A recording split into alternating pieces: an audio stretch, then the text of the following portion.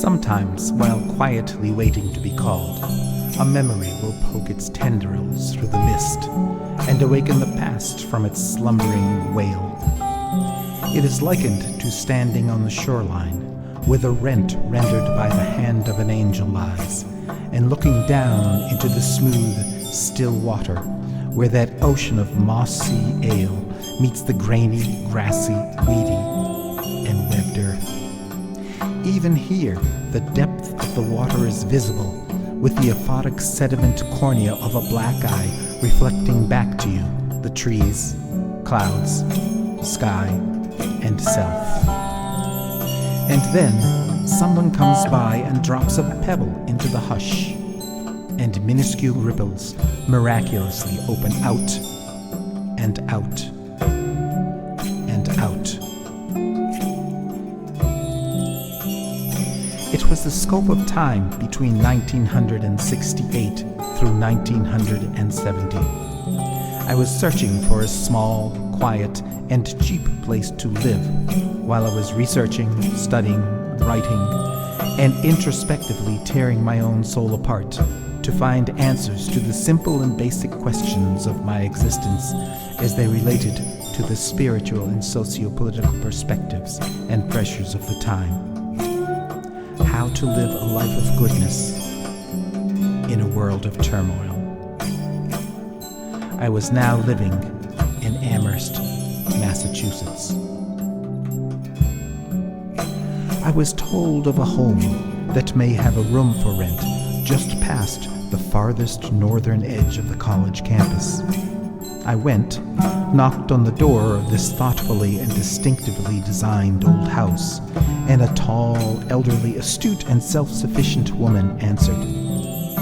She was slim as a sapling and stood straight, with a slight Parkinsonian-aged quiver, gray hair neatly combed into a bun, a long ankle-length gray lacy dress, no glasses, elbow bent and hand poised near her mouth, and between her fingers a long opera cigarette holder with a lit cig smoking and embers burning at the tip. She introduced as Mrs. Dickinson and invited me through the foyer and into the living room. She was 96 years old. I was 18. The meeting of a gray hair and a long hair. As we walked the few feet, a tired gray and white cat, a Persian long-hair named Littlefingers, wound and twisted, and like unto a seraphic being, floated her way between my footsteps, allowing me to stumble and trip my way into the dark and somewhat foreboding living room. The floor covering was a venerable and well-worn Oriental rug, threadbare, with many of the designs obscured through time, and with tattered tan twine stitching threads visibly poking through. The window dressings were thick and heavy and blocked out most of the light, leaving only small will-o'-wisp ghosts of brightness peeking through the frayed holes, and lightsaber slits along the sides and bottoms of the windows. There is a walk-in stone open hearth with a side bake oven for cooking bread. There were 2 sofas, several seats, and an upright piano. The parlor held the thick, musty, moist odor of mildew, yet was surprisingly pleasant and very welcoming and homey. I took discreet and deep breaths into my lungs to hold the comfort of a home lived in and well loved. This was contrasted with the dining room, the next room over, all window, very little wall, which held no casement dressings at all, save for thin and worn, plain white valances hovering over the top of each fenestra, like friendly floating Tibetan white prayer flags, there to greet you into the conservatory. The bottom sill of each window held indoor box planting trays filled with greenery, and each coffin issued dripping water lines down the walls, repelling toward the faded and dark hardwood floor below, whose integrity still held. She first walked me around the room, stopping frequently and acknowledging familial antique displayed items. Then we sat on a soft settee that was moving along in years and sunk down to just above floor level. I told her I was looking for a place to stay. She nodded, and then proceeded to tell me about the most important heirlooms in the room. The first she removed from its perch on the fireplace mantel. It was a handmade pale moon ebony wooden box, not intricate, but carefully crafted. She opened the hinged top and displayed a clear glass plate where one could see through to the many-pronged cylinder which spun round, prongs picking the various sized reeds, all lined up as on a comb, each of a different pitch. Also the spring-powered gears and meshed movements of a music box. She wound the crank on the side, and we sat and listened to the chime-like refrain. Unknown to me, perhaps a musical melody written solely for and inspired by her. It was her most cherished possession, made by and gifted to her by her late husband. We then walked the few steps over to the piano. It was an upright, tall and delicate, with stargazer lilies and rich roses intricately carved into the darkened and dusty mahogany framework. Several of the ivory plates on the keys were missing, and in their place was the brown undersetting of the key, covered in random rough splotches of dried hide glue.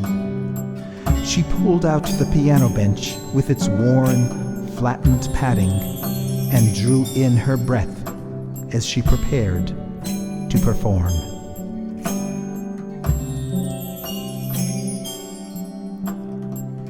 Some people can play just a few notes, and those sounds touch you so immediately and deeply that you find yourself in an altered state, some distance in perspective from your actual locality. Mrs. Dickinson did just this as she pushed down on a few of the ivories to settle herself and find her place on the keyboard. The notes shimmered, similar to the stars in the night sky, as their light is buffeted around by the atmosphere. This glimmering of sound was due not to her playing, but to the onerous sounds of an out-of-tune piano. As she pushed down on the keyboard notes, the piano mechanism pulled the dowel and its cushioned, inverted, quarter-note-shaped hammer toward the triple or duple sets of strings, and then snapped the hammer back to allow the strings to continue vibrating. The shimmering effect was due to the harmonics of the individual strings in the set of 2 or 3 as they shook at different speeds: 236, 238, 235 beats per minute. She said she only played one song, Lyra's Theme, a composition and leitmotif from the movie theater production Dr. Zhivago, published only a few years earlier. I sat back down and listened, and then we both sat quietly when she was done, absorbed in the reverberating moment.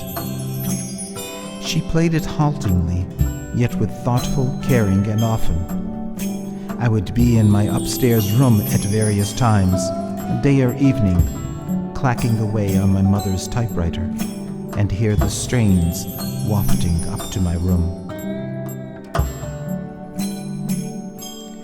Mrs. Dickinson then ushered me to the winding stairwell and up to the second floor and further to the end of the corridor. There on my right, a door opened into what was not really a room, but a walk-in closet. It held a 2-foot-wide floor mattress with 2 sides pressed to the 90-degree angle in the far corner against the wall. A 1950s-style brown-board card table replete with water stains and folding legs that fit into the 45-degree alcove of the angled roof of the dormer that comprised the ceiling. A small wooden chair barely fit between the table and the floor futon. A 2-shelf bookcase thrown together with scrap wood, probably from a pallet, yet stained an elegant dark walnut, and a dusty corner floor space for my clothing. There was also a small trap door at the foot of the bed, opening to a crawl space, leading into a roof slant space of the attic.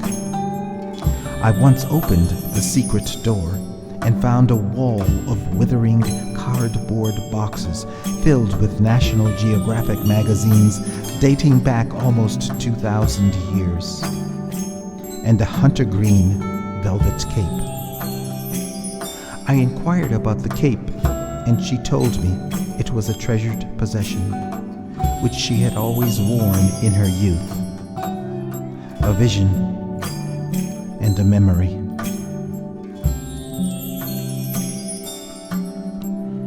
One could only stand upright in the center of the room next to the bedding, and only with 1 foot at a time. There was a small casement window that opened into the room, with a view of the roof and overhanging tree branches, 2 foot as wide as the bed, and up over the bed cushion. There was a screen outside the window, and Littlefingers the cat would find her way to the roof and sit there watching me read and write, while making "let me in and brush my fur" purring sounds outside my window. I placed a pewter candle lantern on the sill of the window for comfort, as a personal touch, and as a welcoming invitation to the gods and mortals. A friend told me if they saw the candle burning when they passed by outside, they would know I was at work studying and writing in my new home. The room setting with this ambiance was exactly what I needed to cloister myself in seclusion for meditation. She told me the rental price, $5 a month. I would not receive a key to the front door. Instead, she would unlock the door each morning, leave it unlocked all day, and lock it back up at night. So I'd better be in on time, and that namelessly wavering time varied from day to day on a whim. I readily accepted. My old Italian grandmother came to visit once. I moved the chair to the hall doorway for space so she could sit and rest. She was, of course, dressed in black shoes, handmade by my cobbler grandfather in his basement shoe shop workspace. A black plain dress, a black overcoat, and a black granny's bonnet with a black delicate veil draped over her eyes. She carried with her a very large black handbag containing black rosary beads and chicken bones wrapped in white paper napkins. The chicken bones she always carried to give to the dogs that would hound and howl at her on the empty Lynn streets on her way to early morning devotionals and Catholic masses. She sat in the chair and rocked, saying in a whisper over and over, "San Francisco, oh, San Francisco, oh, San Francisco, oh." As the room reminded her of the cell that Saint Francis of Assisi and most Catholic martyrs and monks occupied in their monastic settings. Yes, I had taken silent, unwritten, personal vows, with that oath sworn only to myself.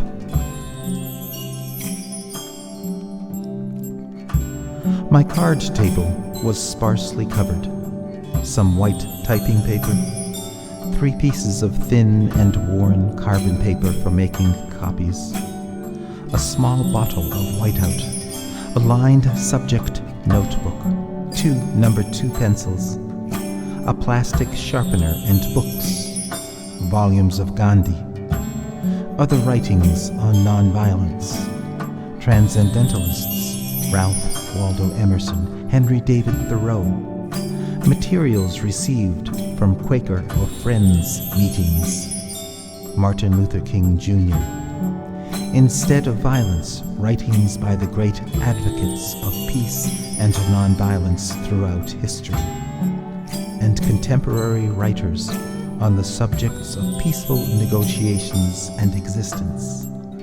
The bookcase held tomes on similar topics. And my mother's Royal 1940s black secretary typewriter in its black case, short and almost flat.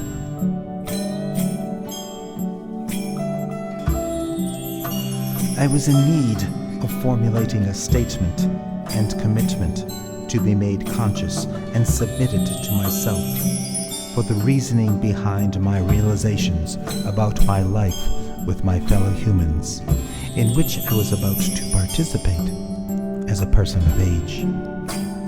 And I would prefer to walk as much as I could as a flawed individual, with an informed and mindful ideology standing visibly in my heart. One conclusion to all my contemplation and introspection was simply that I don't have an answer to conflict. I don't know. I just know that I object to harm caused by physical and emotional violence. For that is not the path I would like to be on, the road that I would like to travel. There is another way for me, aspiring to a way of peaceful, compassionate kindness.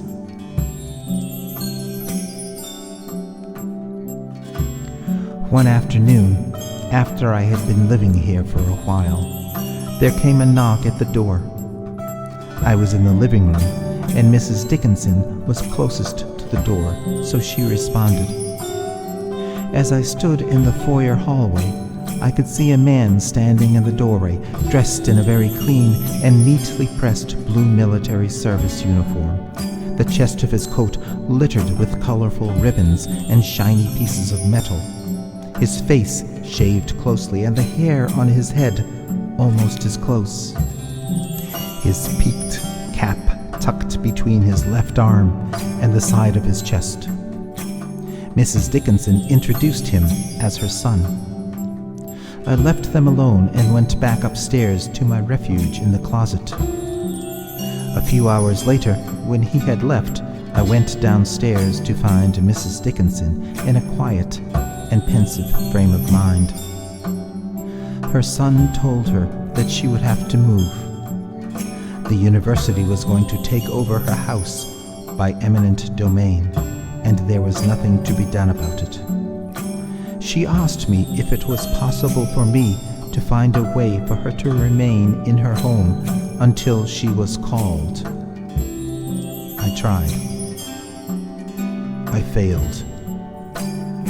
I had already moved out by the time this 98-year-old woman was evicted from her home. She wrote to me one last time from her nursing home in Connecticut, asking once again for help. I remember sitting late at night, still in Amherst, once again on a pallet mattress on an attic floor in my new home, with retired alcoholic old men hacking and coughing the night away on the 2 floors below, and my roommate, a recently returned Vietnam veteran, sitting in the darkness up on a waist-high window seat, knees pulled up to his chest, eating green olives from a glass jar, looking down on the empty street below. Drops of salty moisture gathered on my lips. Feeling her pain, I again said there was nothing I could do. Sadly, I never heard from her again. While living with Mrs. Dickinson, I worked daily at the Amherst Music House, an intimate meeting place for the musicians of the area. It was one of a string of shops lining the main street. At one spot, there was a break between the buildings with an alley that led to the rear of the street shops, which abutted the back end of the West Amherst Cemetery. It was here where Emily rested. I brown-bagged my lunch, and many days I would walk that alley to the back, climb over the chain-link fence, clutching my bag in my teeth, and walk the 2 or 3 rows to a family plot, enclosed by a black wrought iron fence with finials in the shape of fleur-de-lis at the top of each picket. This is the Dickinson burial plot. This is a sacred ground, a memorial, a place where pilgrimages end and begin once again. This is a place where people seek friendship, illumination, absorption, understanding, immersion, and appreciation.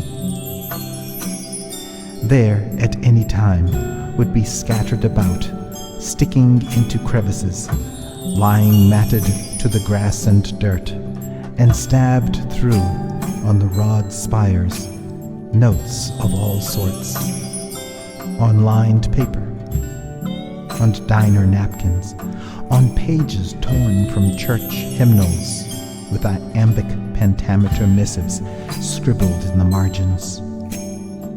The ink running from the rain and morning dew. Poems lost to us all, as poems may well be meant to be. All left here by seekers, travelers, and wanderers. This is the place where the bones of Emily Dickinson lay. And there, in utter simplicity, on her headstone is her name, Emily Dickinson, and 2 words, called back. I would sit there with my back against the rails, slowly snacking on my sliced fruit and cheese and sipping sweetened water. And I would talk to Emily, or perhaps read something I had written that I thought would be of interest, as Emily patiently listened. Then I would sit in my silence and hear her gift of a reflection, a perception, or even something in juxtaposition to my soliloquy. We would sit with this for a bit, and then Emily might present a new thought for our communion of words, as I attended. If I could, I would then bring my sacrifice to the table, as she gave witness to my words.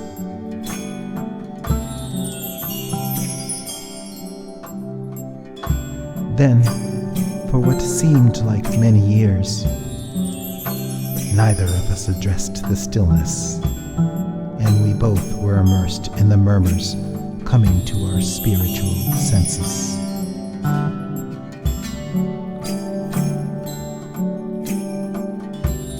And when we fell deep enough,